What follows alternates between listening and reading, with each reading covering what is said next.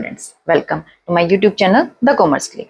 तो आज हम अपना एक नया टॉपिक जो है गुडविल का आगे फर्दर करने जा रहे हैं, that is methods of valuation of goodwill. Last video में हमने समझा था कि गुडविल की क्लासिफिकेशन की थी, गुडविल क्या होती है, गुडविल के डिफरेंट फैक्टर्स किए थे, परचेज गुडविल का हमने प्रैक्टिकल क्वेश्चन भी समझा था। आज हम अपने करने जा रहे हैं गुडविल को कैलकुलेट करने के या गुडविल की वैल्यूएशन करने के डिफरेंट मेथड्स। ठीक है, गुडविल को वैल्यूएट करने के या उसकी वैल्यूएशन निकालने के हमारे पास 3 मेथड अवेलेबल होते हैं। ठीक है, हमारी बुक में जो है वो 3 मेथड हमें बताए गए हैं। पहला हमारे पास होता है एवरेज प्रॉफिट मेथड। ठीक है, एक हमारे पास होता है एवरेज प्रॉफिट मेथड। सेकंड जो हमारे पास अवेलेबल होता है that is super profit method, super profit method. और थर्ड जो हमारे पास होता है कैपिटलाइजेशन मेथड, कैपिटलाइजेशन मेथड। ये 3 मेथड से हम क्या कर सकते हैं, अपनी गुडविल को कैलकुलेट कर सकते हैं। ठीक है, तो 3 मेथड हमारे बुक में अवेलेबल हैं कि हम इन तीनों मेथड में से किसी भी मेथड से गुडविल को कैलकुलेट कर सकते हैं। अब प्रैक्टिकल क्वेश्चन में जो मेथड आपको बोला गया हो, आपने उस मेथड से गुडविल को कैलकुलेट करना है।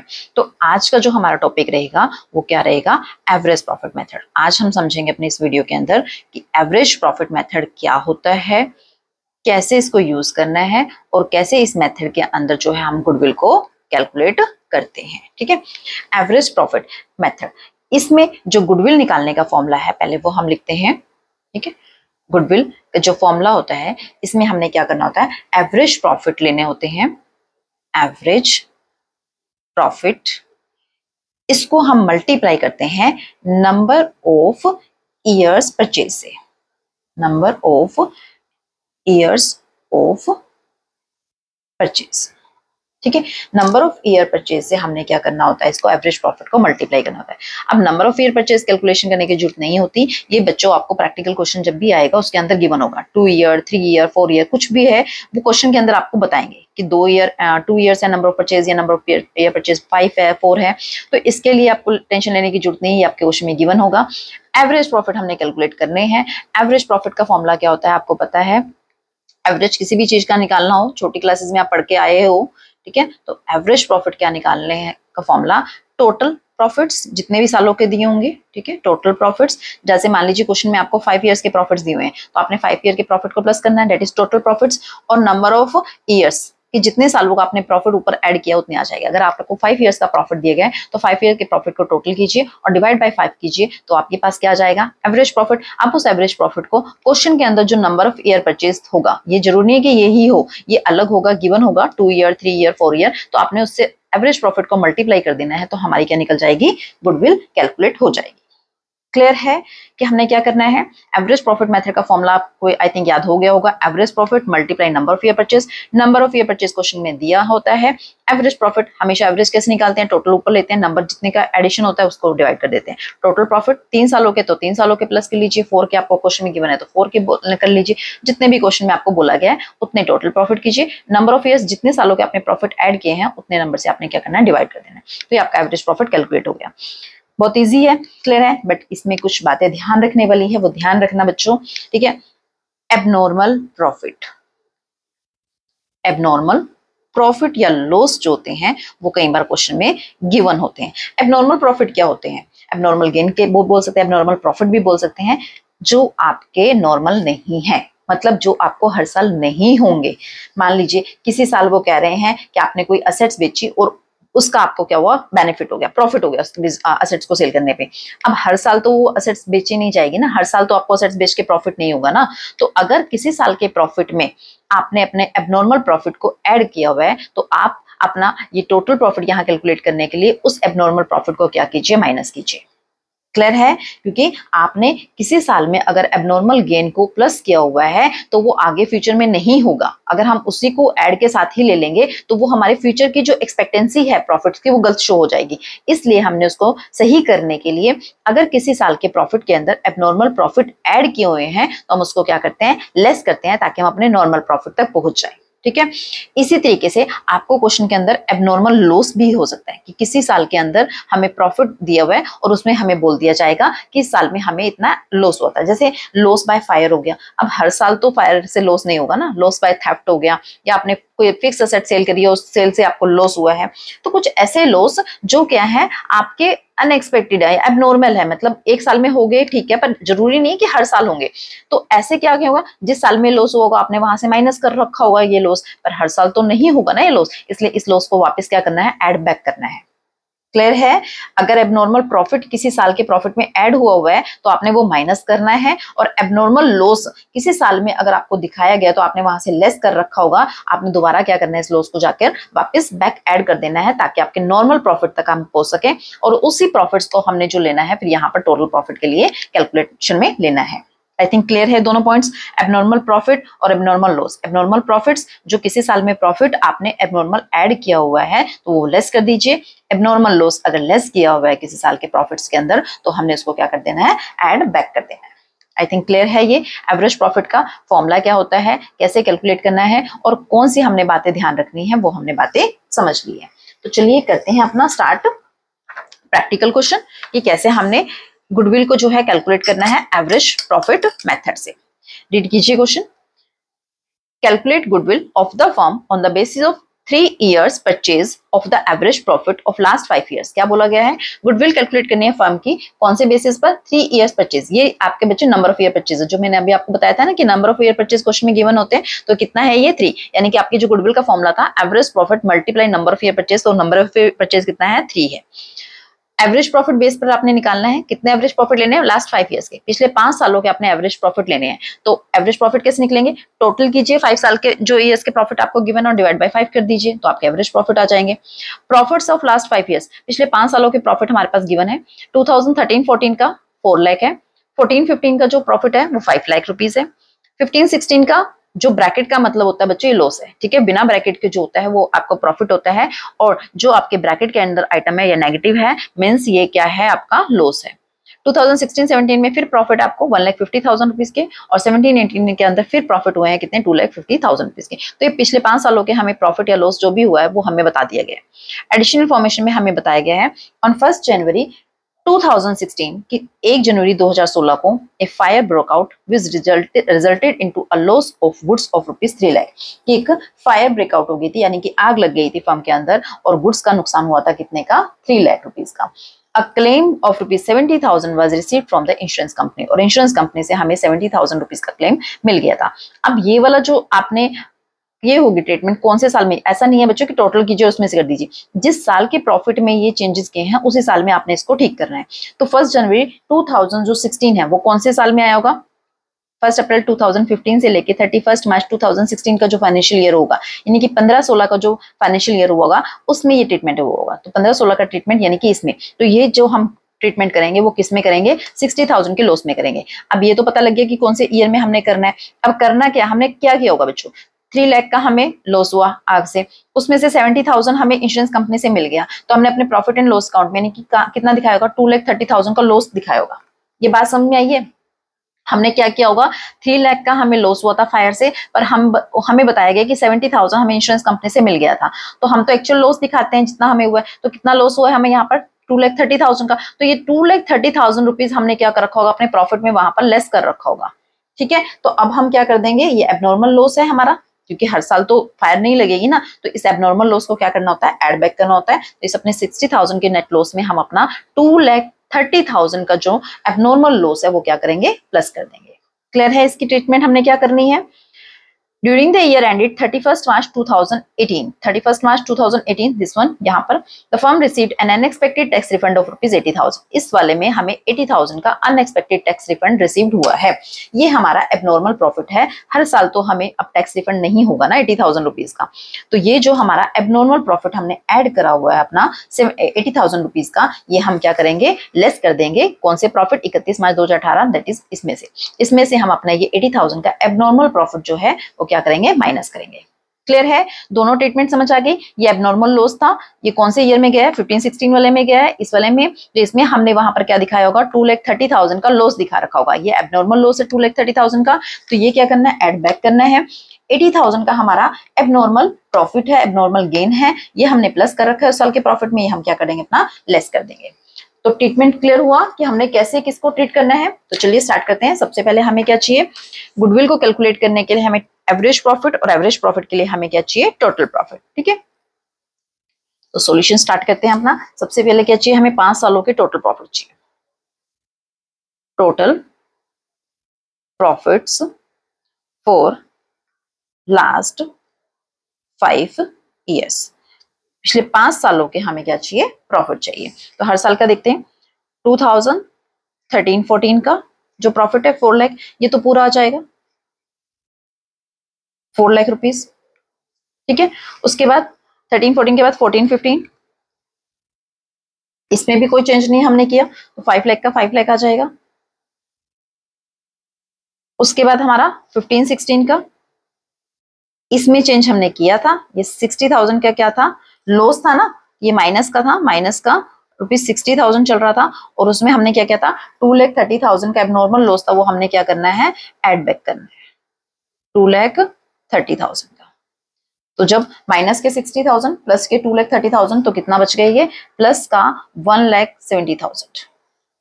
क्लियर है? यानी कि लॉस नहीं था, एक्चुअल में इस साल में कितना प्रॉफिट होना चाहिए था? 1,60,000 का प्रॉफिट होना चाहिए था।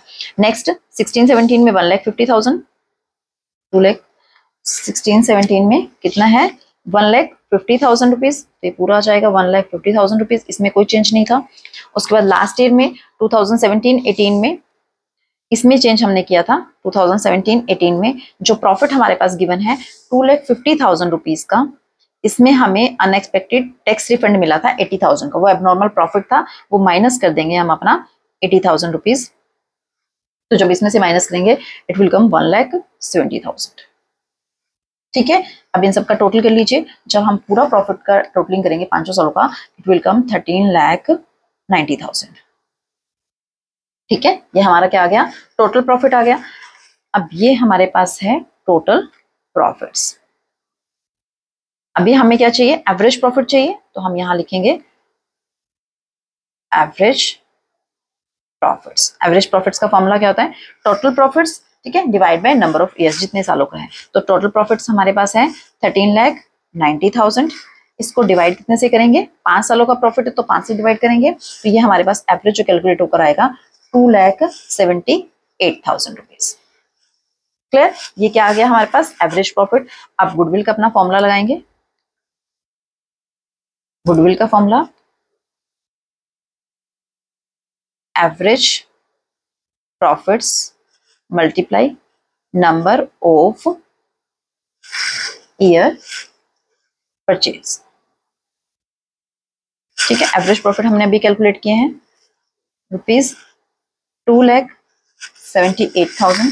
ठीक है, नंबर ऑफ ईयर परचेज हमें क्वेश्चन में बोला गया था, 3 ईयर्स परचेज बोला गया था, तो 3 से ये हम मल्टीप्लाई करेंगे 3 से, तो इट विल कम 8,34,000 रुपीज। तो ये हमारी क्या निकल गई है? गुडविल कैलकुलेट होगी। क्लियर है बच्चों? क्या करना है हमने? गुडविल का फॉर्मूला आपको याद हो गया होगा। एवरेज प्रॉफिट मेथड से average profit multiply number of year purchase. Number of year purchase हमें क्वेश्चन में गिवन होता है। एवरेज प्रॉफिट के लिए फॉर्मूला क्या होता है? Total profit divide by number of years. Total profit के लिए हमने क्या करना है? जितने भी सालों का हमें बोला गया है कि एवरेज निकालिए, उतने साल के प्रॉफिट हमने टोटल करने हैं। बस बातों को ध्यान रखना है, एडिशनल इन्फॉर्मेशन ध्यान से पढ़ना। अगर किसी में आपको बोला गया है किसी साल में एबनॉर्मल लॉस हुआ है, तो उसको आपने एड बैक कर देना है, और अगर एबनॉर्मल प्रॉफिट हुआ है किसी साल में उन्होंने बोला हुआ है, तो आपने वो क्या करना है? लेस कर देना है। क्लियर है? तो ये आपका एवरेज प्रॉफिट का क्वेश्चन था। एक इसमें हम करेंगे अपना वेटेड एवरेज प्रॉफिट का। ठीक है, एक एवरेज प्रॉफिट होता है, एवरेज प्रॉफिट के अंदर ही एक क्वेश्चन पूछ लिया जाता है वेटेड एवरेज प्रॉफिट के नाम से।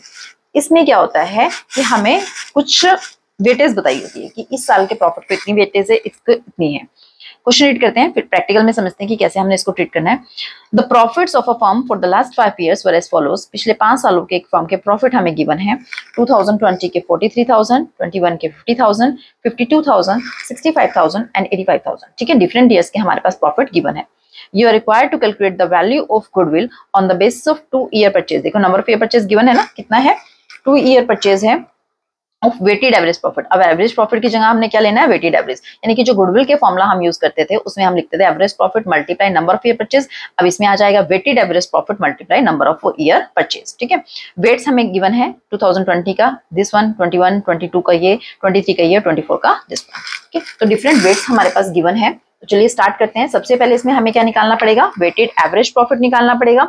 और वेटेड एवरेज प्रॉफिट के लिए हमें क्या करना पड़ेगा, जो हमें इन्फॉर्मेशन दी गई है इससे पहले हम अपने प्रोडक्ट्स निकालेंगे। ठीक है, जो ईयर दिए गए हैं पहले हम वो लिख लेते हैं। ये दोनों हम अपने यहाँ पर कॉलम बनाएंगे। ईयर एंडेड 31 मार्च, ईयर एंडेड 31 मार्च। ठीक है, कौन कौन से हैं, 2020 से लेकर 24 तक है, 20, 21, 22, 23 और 24। क्लियर है। उसके बाद जो प्रॉफिट्स हमें गिवन है वो हम लिखेंगे यहाँ पर। प्रॉफिट्स कितने हैं, 43,000, नेक्स्ट 50,000,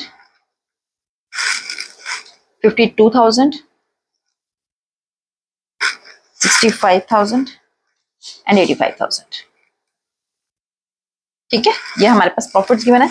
अब हमें जो वेट्स ये बताए गए थे, ये वेट्स हमने लिखने हैं, इसको बोलते हैं वेट्स। ठीक है, जितने भी हैं 1 2 3 4 थे, 1 2 3 4 5 थे ना, 1 2 3 4 5 जो वेटेज हमें दी गई है वो हमने यहाँ लिख ली। अब हमने क्या करना है बच्चों, प्रोडक्ट निकालना है। हम इन दोनों को क्या करेंगे, मल्टीप्लाई करेंगे, प्रोडक्ट्स निकालेंगे यहाँ पर। ठीक है, प्रोडक्ट्स किस निकलेगा, प्रॉफिट मल्टीप्लाई बाय वेट से करेंगे।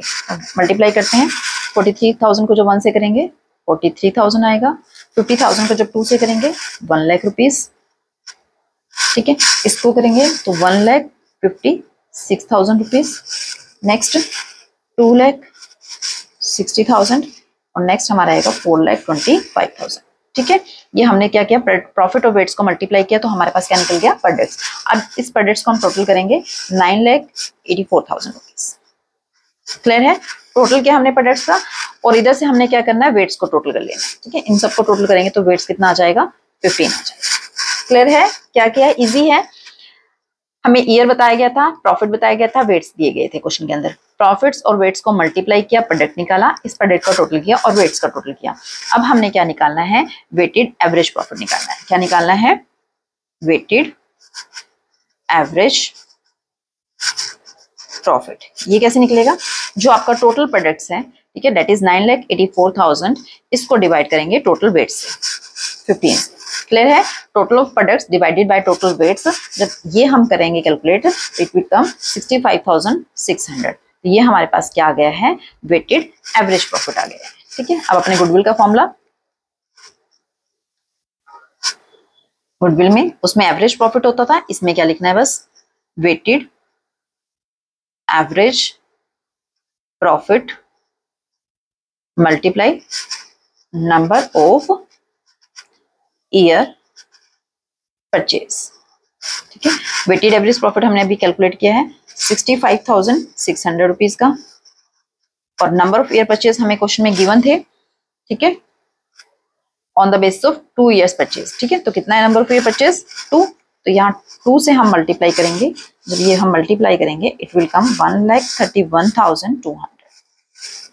ठीक है, तो ये हमारे पास क्या निकल गई, goodwill through weighted average profit method. ये हमारा आंसर आ गया जो हमसे पूछा गया था।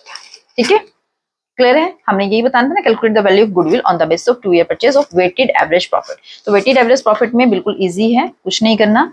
प्रॉफिट हमें गिवन होते हैं, वेट्स हमें गिवन होते हैं क्वेश्चन के अंदर, दोनों को मल्टीप्लाई करके हमने प्रोडक्ट्स निकालना है, टोटल प्रोडक्ट्स को डिवाइड करना है टोटल वेट से, it will come weighted average profit. Weighted average profit को नंबर ऑफ ईयर परचेज से मल्टीप्लाई कीजिए, दैट इज योर गुडविल। ठीक है, तो ये एवरेज प्रॉफिट का ही एक एक्सटेंशन थी वेटेड का। इसमें भी ध्यान उन्हीं बातों का रखना है जो हमने एवरेज प्रॉफिट के केस में किया था कि अगर किसी साल के अंदर हमें एबनॉर्मल प्रॉफिट बोले गए होते हैं तो वो हमने लेस कर देने हैं, और एबनॉर्मल अगर लॉस बोले गए हैं तो वो हमने क्या करने हैं, एड बैक कर देने हैं, ताकि हमारा नॉर्मल प्रॉफिट या नॉर्मल लॉस उस साल का निकल जाए।